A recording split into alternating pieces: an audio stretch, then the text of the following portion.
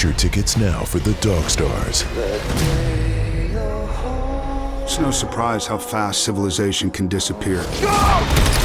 Out there, it's kill or be killed. Jacob Elordi. There are people out there. They need our help. Josh Brolin. Shoot first and inquire afterwards. Margaret Qualley. Okay, tough guy. And Guy Pearce. Arm up! The Dog Stars, directed by Ridley Scott, in theaters August 28th. Get tickets now. Rated R. Under 17, not admitted without parents. This message is brought to you by Apple Card. Shave ice by the beach. A trip to the state fair. And a throwback flick at the local drive-in. They're more than just items to check off the summer bucket list. They're also opportunities to earn 2% daily cash back when you use your Apple Card with Apple Pay. Apply for Apple Card now and use in-minutes with Apple Pay. Subject to credit approval. Apple Card is issued by Goldman Sachs Bank USA, Salt Lake City branch. Terms and more at applecard.com.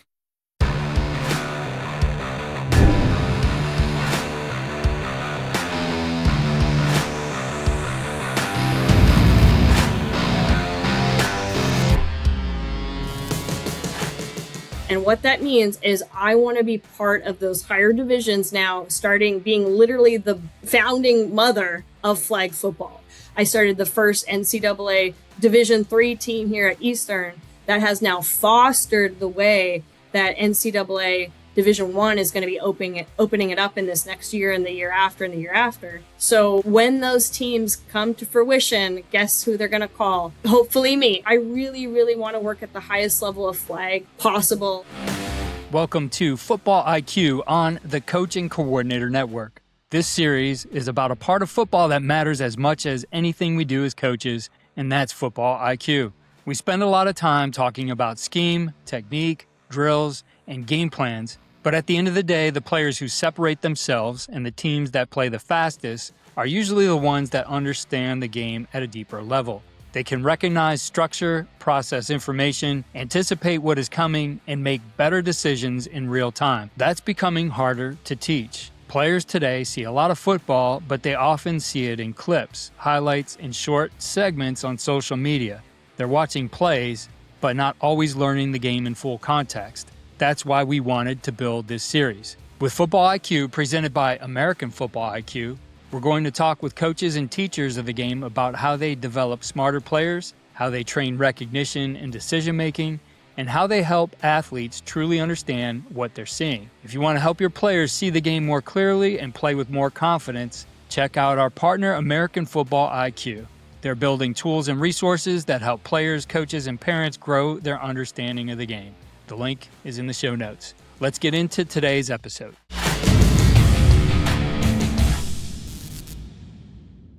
This message is brought to you by Apple Card. Shave ice by the beach. A trip to the state fair. And a throwback flick at the local drive-in. They're more than just items to check off the summer bucket list. They're also opportunities to earn 2% daily cash back when you use your Apple Card with Apple Pay. Apply for Apple Card now and use in-minutes with Apple Pay. Subject to credit approval. Apple Card is issued by Goldman Sachs Bank USA, Salt Lake City branch. Terms and more at applecard.com. Welcome to Football IQ on the Coach and Coordinator Network. Football IQ isn't just plays, it's anticipating defenses on offense, reading routes as a defender, spotting stunts or blitzes before they land. When everyone's fast and strong, the sharpest mind on either side of the ball wins. That's what we're exploring today with a true master.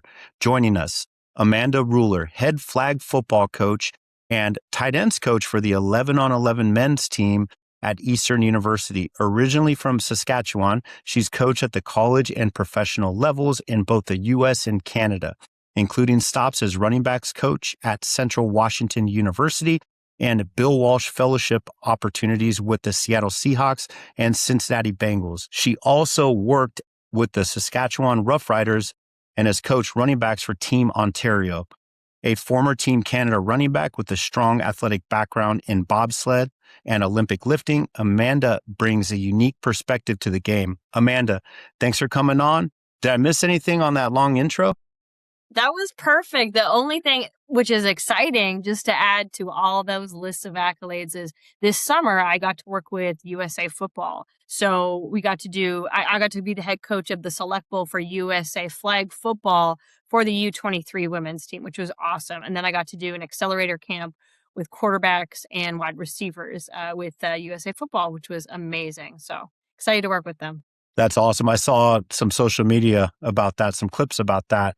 Tell us about the facility you went to and a little bit more about that experience. You bet. So it was at the Chargers facility for the accelerator camp. So high stakes facility with all these young high school girls excited about football just in general, but them being in that world-class facility and seen as a professional in that respect was just an amazing opportunity for these girls. And just knowing that the 2028 Olympic Games will be in Los Angeles and there'll be an opportunity for one of these girls, because it's a selection camp, it's an ID camp for USA, to be on Team USA for the Olympics is just, it's just magical how that feeling is.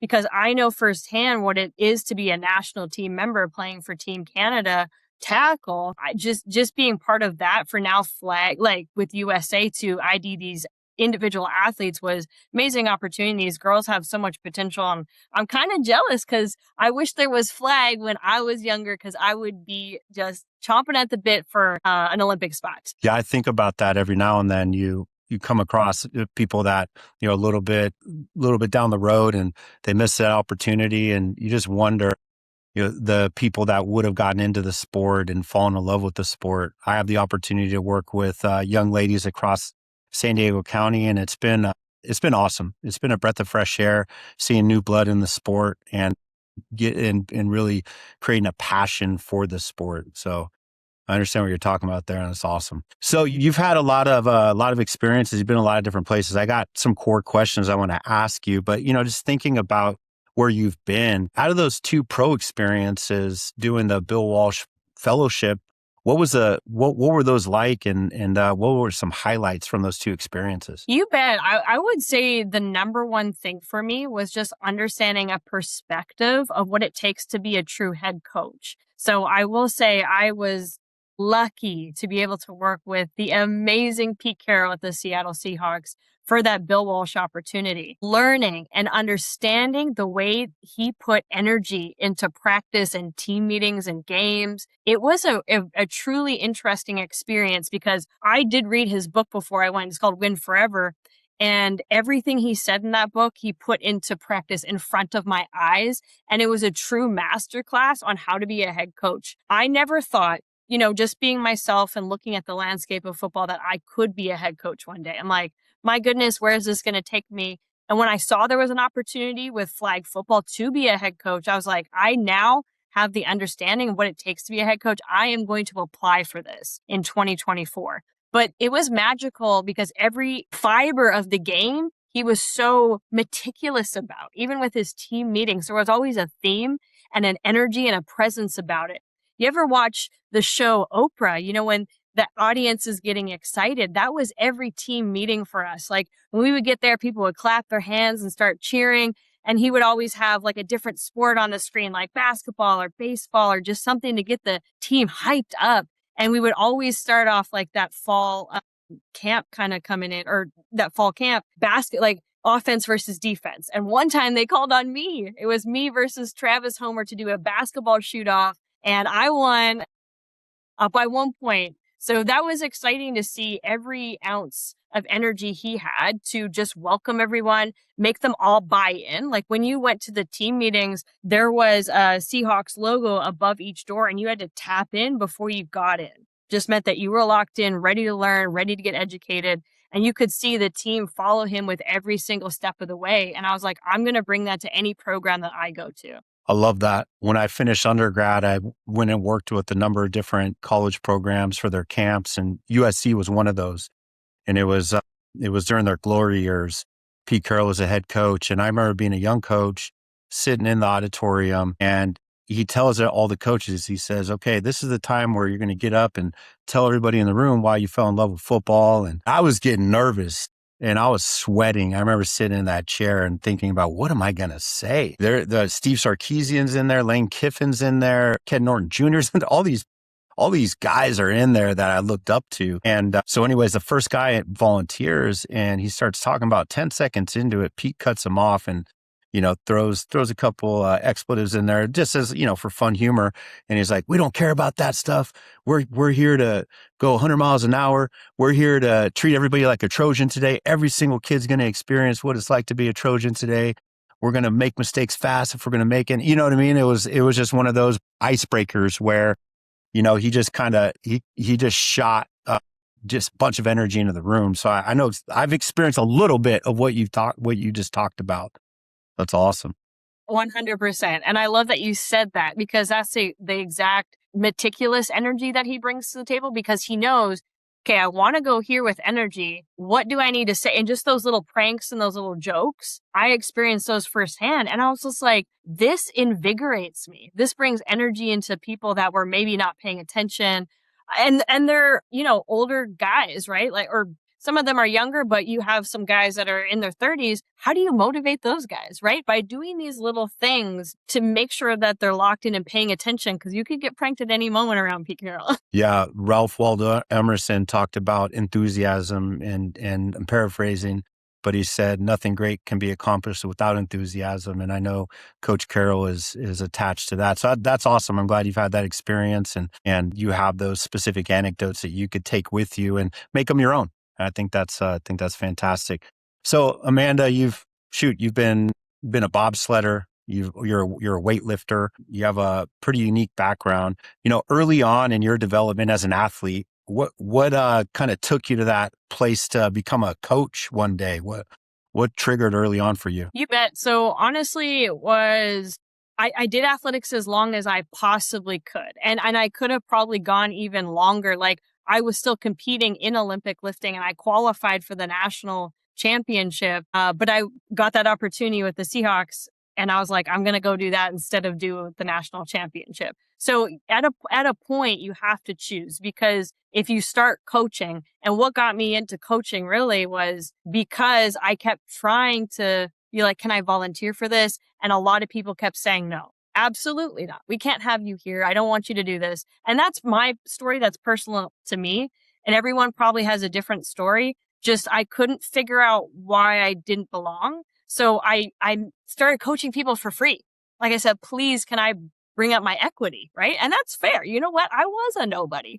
So I started coaching people in my community for free. Can I do strength and conditioning with you? Can I do football? Can I do basketball? Can I do soccer? Like I was multi-sport and then focused more on football and tried to get into that world. So I said, what else can I do? And I started doing sports broadcasting for a TV station and it was focused around the Saskatchewan Roughriders. So I could be at games. I could be at practice for free and bug the coaches and finally learn the game firsthand because at that time it was extremely difficult to go online and find some clinics and stuff. There is a vast amount of stuff now, thank goodness. But as a young woman, I was like, where do I even find people that are giving away this information? It was volunteering to be a sports broadcaster, to go to practice and ask questions at the highest level possible. And that actually propelled me into coaching because I would bug people day after day, please, can I volunteer? And, someone finally let me do that. And I had my first gig at McMaster University being the running backs coach there. So I got a grant from U Sport for the first ever female to coach U Sport football to be a positional coach, which was really, really cool in that respect. And I was still doing my duties in Canada or Saskatchewan in Canada, doing the sports broadcasting, still bugging them in the summer. And then finally, Craig Dickinson said, okay, you know what? We're going to have a woman in football thing for the first time ever. You can come be with us. So I got to do assistant running backs with them, which was really cool, to be a girl growing up in Saskatchewan, going to every CFL game growing up. And finally, now I got to coach in my first game. It was against the Hamilton Tiger Cats and being in that booth, in the booth looking down and being like, I used to be in the stands eating popcorn as a young girl, not seeing a representation of myself. And that's fine because it's changed now. And now I can be part of the game on the coaching staff part of it, which was really cool to even just be considered in that same bucket. I could appreciate that story. I remember running into you at the Hub football events, Don Yee's platform that he had created for pro level athletes to get another combine experience and get there and just recirculate their name. And you got everybody warmed up, I remember. And then the next time you're working with the running backs, you're working with the positions, just kind of moving your way up even with that group, and I had the fortune to similar story, from the standpoint of just being hungry to be a part of something. I reached out to them and gave my resume, and they let me come coach next to some Super Bowl champions and people that played and coached in the NFL. And so I know, from seeing you from experience, you're a fantastic coach, great communicator. You have great energy when you're speaking. You get to the point, you keep people's attention. And those are the things that we need as coaches, right? Whether you're female or male, if people know that they can get good information from you, then they're going to listen to you. And so, I know that's evidence from what I've seen, from you. So congrats on your journey so far. You bet. And I love that you said that, because a lot of the time people are asking what makes you qualified. And that, honestly, it's a great question for anybody, really. Like, how are you qualified for whatever school you're working at or event? Like when I go to the hub and I volunteered, it was education first. So I got my bachelor's degree in kinesiology. I have my master's degree in sports science, but I have my certified strength and conditioning specialist, which afforded me to do the warm-ups with the guys. And then I have my certified exercise physiologist. So the education piece is there. So then I was like, where do I get the experience now? So I honestly volunteered for that. And I came all the way there and was like, can I do the warm-ups? And then they saw that. Okay. Can I work with the running backs? Give like 1 or 2 cues, right? It's just honestly being hungry to put your feet in and be like, I'm going to do whatever you want me to do to get to the place I want to get to. So I loved it. Where is Amanda Ruller in 15 years? It's an amazing question. And honestly, the goal has changed. So when I was a little bit younger, 8 years ago, when I started this kind of football journey and coaching, it was, everyone like, oh, I want to get to the league. And that's great. Like, you want to get to the NFL. Or I said I wanted to work at high level men's tackle football. It has changed. Not that I don't love men's tackle football. I just see such an opening for flag now that I had never seen. Like, that's even something greater than I ever have known for myself. So with the invention, with the NCAA putting it going to be fully sanctioned soon, there's going to be a championship by 2028. Then we're going to have divisions by 2030, like 1, 2, and 3. And what that means is I want to be part of those higher divisions now, starting being literally the founding mother of flag football, because that's exactly what's happening. I was on the ground level in 2024. I started the first NCAA Division III team here at Eastern that has now fostered the way that NCAA Division I is going to be opening it up in this next year and the year after and the year after. So when those teams come to fruition, guess who they're going to call? Hopefully me. That's been there since day one. So I really, really want to work at the highest level of flag possible, and using that knowledge I gained from tackle, just because I feel like, it makes me more organized than a lot of people. I know the structure of football. I know how to work hard, just because, as you know, it's a grind working in tackle football. And now I can use all of that to my advantage, and I'll be ahead of the game with a lot of people. And I'm able to scout talent very well and recruit, because that's a big piece of it. I can recruit very, very well, see the talent. And honestly, that's why my women's team were this last 2 years 35-8, because I was able to scout talent, organize our team, play games, and get it going. So we were successful just because of that. That's awesome. I'm fired up. Yeah, that's fantastic.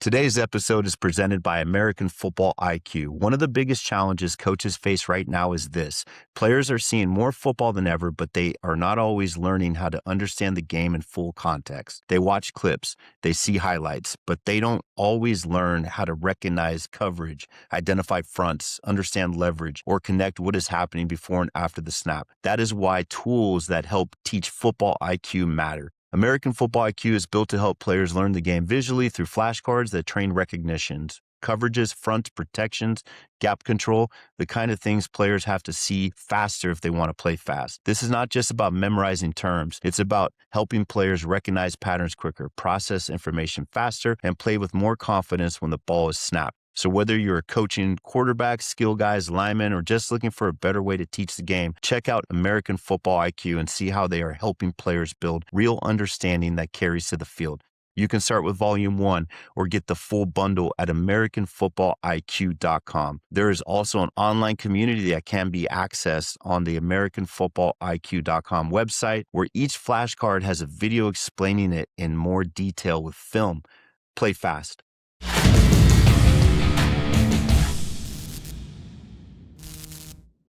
Like I mentioned earlier, I've been around the flag football game more and more just from doing the training with the Carlsbaddies here in Carlsbad, California. It's an organization that's growing and growing, and some great coaches that come help with that. But yeah, I'm interested to see what's going to look like here really soon, because there are a lot of people from the tackle game that are asked to work with the flag players.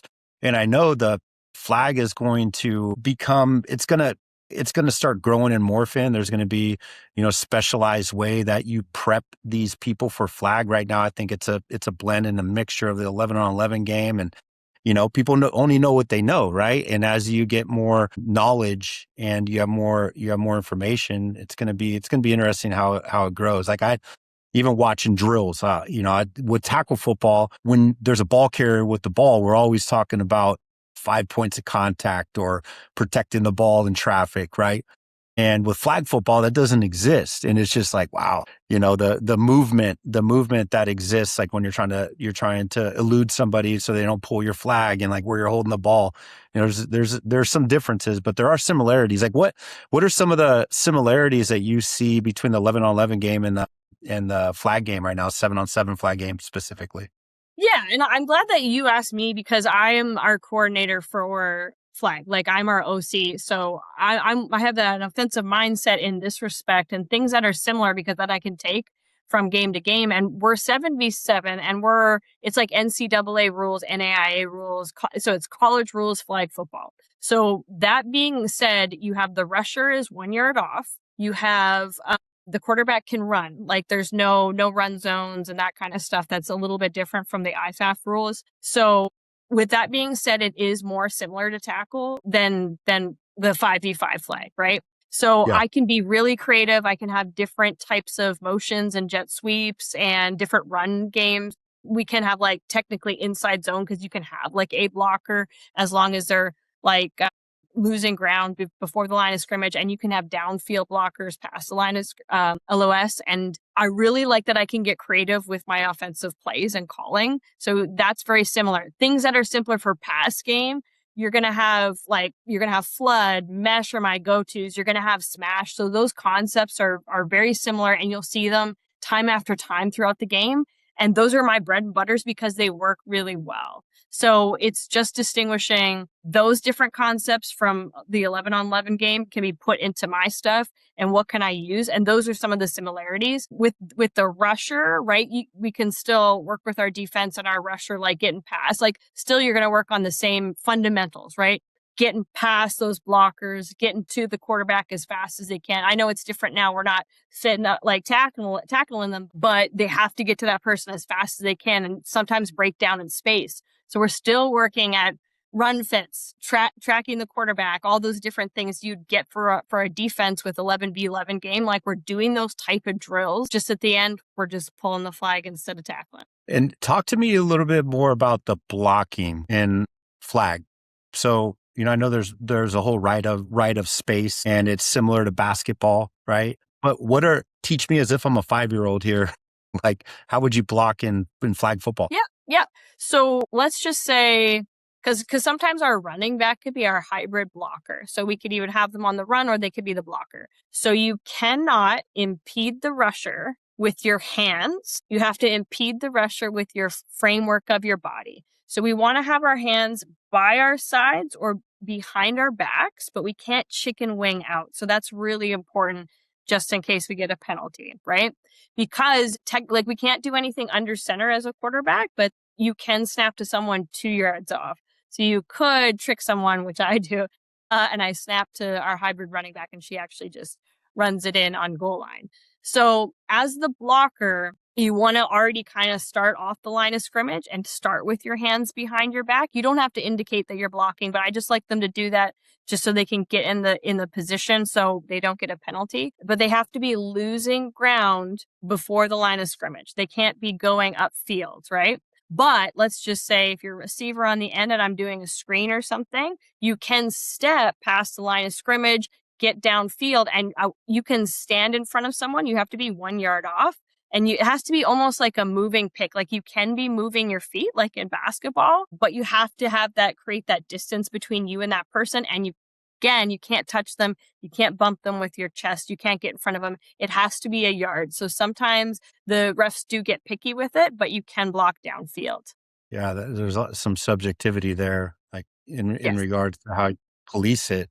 That's interesting. Cool. So you've coached a lot. Let's kind of transition back to some football IQ stuff. And I'm intrigued by flag, right? Like we're with American Football IQ, we've got flag football IQ as well. They're about to launch. I'm excited about that. And just trying to learn as much as I can about the different rules and the things that I want to coach the girls, at, or any of the boys I ever coach in flag want to be able to have that language down right. Because as a coach, you want to give good information. So appreciate those insights. So you've coached different positions. You've coached different types of mindsets depending on what the player's asked to do. What do you do on the front end? You bring somebody in new to Eastern University, whether they're a flag player, whether they're a 11-on-11 football player.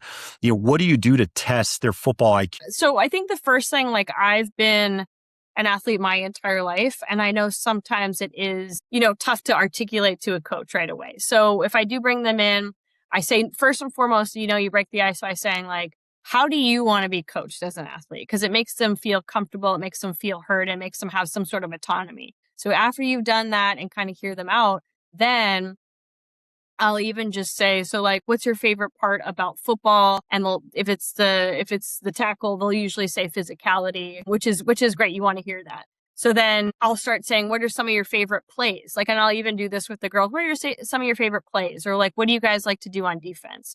So just kind of getting them to talk through their responsibility, because that's the position they play, whether it be receiver or DB or tight end. Like that was their responsibility in high school. So now talk me through some of your favorite plays. What did you guys get to do? So sometimes they'll say, we did power. So I'll be like, okay, gap scheme. So talk me through gap scheme. What kind of combos did you guys do? Were you a puller? What does that look like for you? What did you do personally? Or what are the footwork they told you for, you're doing a skip pull? And sometimes they can't articulate, and that's okay. So I'm like, hey, you know what? The language we use at this school is the XYZ. So then I get them familiar with the language we use, because sometimes it is hard to articulate with high school players, and I get to know who didn't teach stuff at their high school. So it's a really good learning opportunity for me and the players to see where you're at. And some are ahead of the game and some are not. And that's okay, because, I was there, trying to learn the game myself one day. So I'd really give grace to a lot of people, and we learn together and figure out language together. What suits you? And especially when our quarterback for the flag team, I took her from the softball team. So she had never thrown a football in her life. And she ended up throwing for 3,000 yards this last year, which was awesome. Wow. So I say, what makes sense to you? The language that I say to you. So there's words that weren't football terms that we had to come up with together to get her to throw the football correctly. But now she's great. But those are things like a language barrier sometimes with sports. You just got to work with the player. And so you'd brought up some good little nuggets there. Appreciate that insight. I think that's a good way to break the ice. Like what, posing a question to them. Now posing a question to you, like how did you learn football IQ as a player and then as a young coach? How did you learn football IQ? What were some of the things that you did to quiz yourself and to equip yourself? I think that it was a little more difficult for me because initially I was kind of embarrassed to ask, just because I hadn't got that amount of training like when I had played, because there was not the same language, or they dumbed it down to a level where sometimes I wasn't taught to the fullest extent. And when I did start coaching men's football, I was like, wow, we never did this type of education when I played for the women's team. So that's interesting in itself to see that. And that's fair, but it might be different now.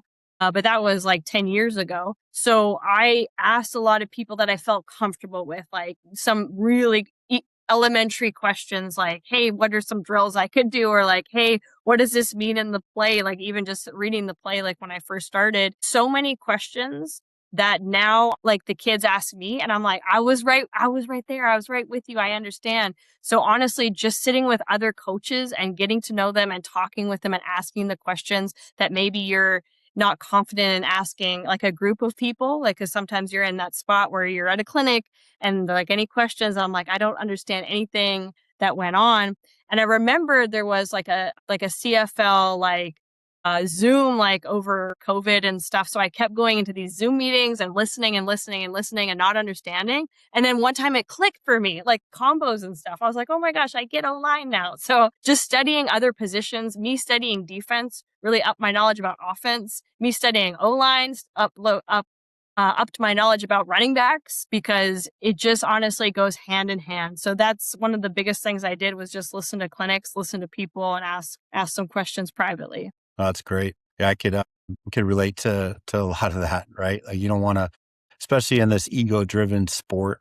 We have a lot of type A's that are coaching it or that are in the sport, and so it can be a little intimidating sometimes, right? When you don't know and you don't want to show people you don't know, and so I applaud that tenacity. I think, there's a lot of analogies, like the stone cutter chipping away at a stone. It took a bunch of strikes, right? And then, what strike did a tree fall down of the axe, right? It was the multiple strikes that happened, not just the last one. And so that's great. I love that. Who's a player or a coach that help guide you as it relates to football IQ? Who mentored you? Yeah, I would say it was really cool when I got to do the assistant running backs coach stuff with the Rough Riders.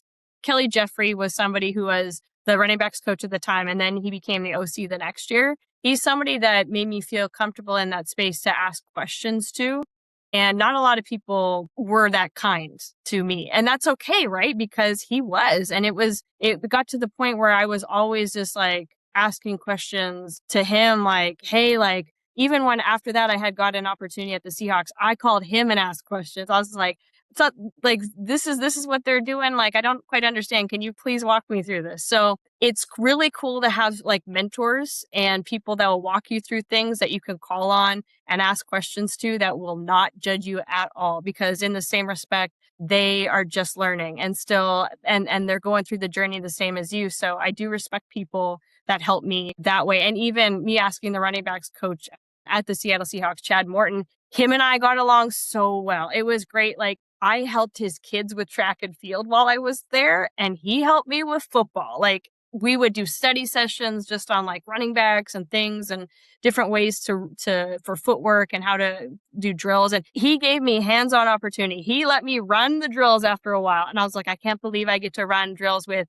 Rashard Penny and Kenneth Walker, but here I am telling them what to do. And it was just like such an eye opener that I couldn't believe someone let me. But he truly did. So thank you to him for, at least letting me like take the torch a couple days, like for the rest of camp. So love that. What are some tools that you use to equip your players with football IQ or to enhance their football IQ? What are some of the tools that you use, tech, or methods out on the field or on the board? What are some of those? So some things like I've used in the past, like I love like getting them up on the board and like kind of quizzing them, but I do use those like little quizzes online where I'll just do like different fronts or coverages and stuff like that just to quiz them, like the ones where you can scan the QR codes and do those kind of things. So I love like doing those quiz styles. And I have some more cool opportunities for those cards with the football IQ stuff that I'm going to be using this year. But let's go. yeah, so I'm going to use those cards because I love doing quizzes, and like we'll do it at the end of a meeting for like 5-10 minutes. And they love it because A, it's compete, because my slogan's always compete. And B, like they love to see who's in last. And then we go, oh, okay, like you got to step it up like tomorrow or something like that. So it's a little bit of like a challenge, and I'll always give them a treat at the end. Like I'll bring them like a little bag of Skittles or something like that. But there's always like a little reward or like an incentive rather to do well on the quizzes and they just want to see themselves be successful. And I just found when I was in school or I was in a sport, the more coaches that had a conversation with me or quizzed me in that respect, whether it be flashcards or just like a one-on-one thing or me drawing it up on the board, like doing maybe a fake interview process. That's how I learned the best to become a good coach and a good mentor and a good teacher.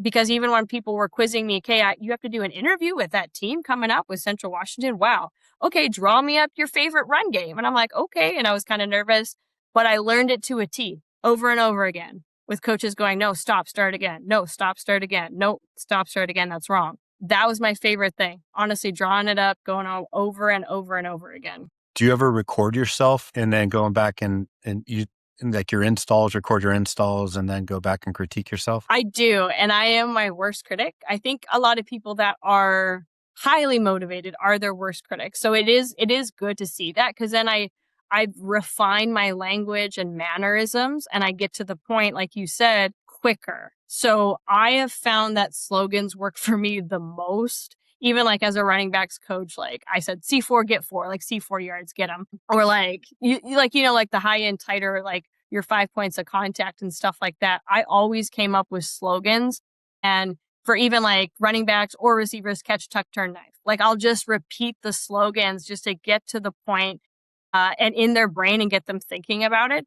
Because even for our women's flag team, right before we start a game, we chant purpose, passion, energy. And we chant it really low until we get high. And in the game, some girls are like, purpose, passion, energy, because it gets stuck in your head. So I'm a big slogan person when it comes to teaching and learning and like getting it stuck in your head. That's great. I use the same method as well. And I'm talking about footwork, for me, it's ODA footwork or SDGDA footwork, offset, display, disconnect, anchor, or offset, display, disconnect, accelerate. And I'm repeating that over and over, and one of the things I love being when I was a college quarterback coach or offensive coordinator, I'd be able to take the quarterbacks through and walk through our footwork, our whole game plan. And I miss that. I miss just repeating it over and over and giving those boys confidence that they can't get it. They're going to know it so well, they can't get it wrong. Right. And their progressions. And so that's great. That's fantastic. What draws your attention outside of football?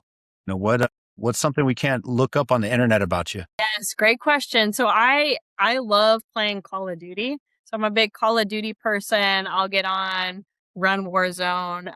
I love video games. So that's something I really like to do in my spare time. I do love adventures, like the places you name that I've lived. Like I have lived a lot of different places. So I love going on adventures, hiking. Like this summer, I went to Banff, Canada, and I went whitewater rafting and hiking and like visiting and traveling. Like that's another thing I really love is just exploring new places and just new cultures. But I do love sitting in and playing video games. And that's something like people don't know about me. That's fantastic.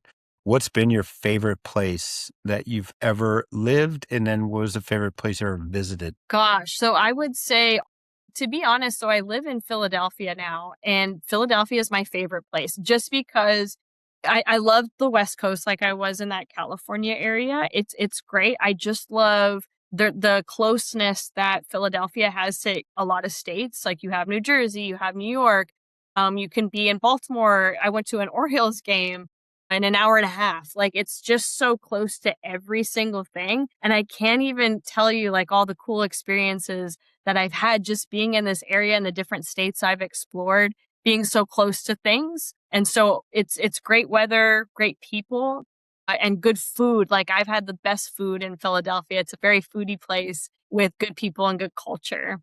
And I would say my favorite place that I have traveled was to Hawaii, just going to that place and seeing the different culture and the landscape. And I love like a good beach. So that's been my favorite place. Love it. Well, it's always a pleasure to visit with you. I'm a big fan. I watch from afar to see your different posts that you've got going on. So I look forward to staying in touch and to continue to follow your career. So thank you for joining. Awesome. Thank you again for having me. I love this kind of stuff and just kind of sharing my journey because it's a different story. And if it speaks to anyone out there, I'd love to connect and just go from there. And I just think that the sport's an amazing place to live and thrive. And we're all going to do exactly that. Love it. Thanks, Amanda. Thank you.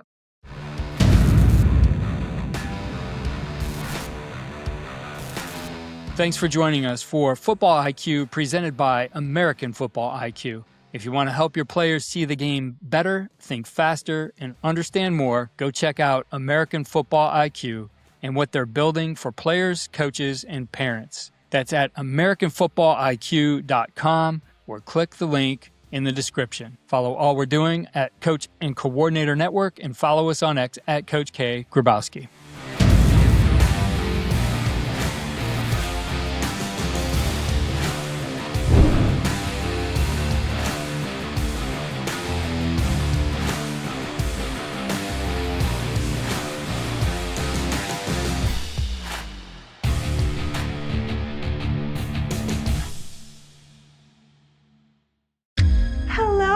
Look what TJ Maxx dragged in. The Devil Wears Prada 2 is now streaming on Disney Plus and Hulu. We are digital, we are downloadable, we are streamable. The fashion event of the year is certified fresh.